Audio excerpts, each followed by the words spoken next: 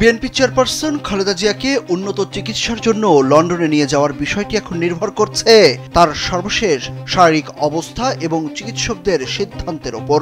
বেগম জিয়াকে শুক্রবার ভোরে উন্নত চিকিৎসার জন্য লন্ডন নেয়ার কথা থাকলেও কাতার আমিরের এয়ার অ্যাম্বুলেন্সটি ত্রুটি থাকার কারণে ঢাকায় পৌঁছাতে পারেনি। এ অবস্থায় শনিবার বিএনপির মিডিয়া সেলের একটি সূত্র কালবেলাকে জানায়, বেগম খালেদা জিয়ার শারীরিক অবস্থার ওপর নির্ভর করবে লন্ডন নেয়ার সিদ্ধান্ত। সে বিষয়ে রাতে সিদ্ধান্ত দেবে মেডিকেল বোর্ড। সূত্র আরও জানায়, জার্মানি থেকে যে এয়ার অ্যাম্বুলেন্সটি আসার কথা ছিল সেটি রোববার ঢাকায় পৌঁছাতে পারে। জানা গেছে, সবকিছু ঠিক থাকলে খালেদা জিয়াকে ভর্তি করা হবে অত্যাধুনিক লন্ডন ব্রিজ হাসপাতালে। Japan Bangladesh joint venture company JBS holdings limited. আর লন্ডনের এই চিকিৎসা যাত্রায় তার সঙ্গী হতে শুক্রবার ঢাকায় এসে পৌঁছেছেন পুত্রবধূ ও বিএনপির ভারপ্রাপ্ত চেয়ারম্যান তারেক রহমানের সহধর্মিণী ডাক্তার জুবাইদা রহমান।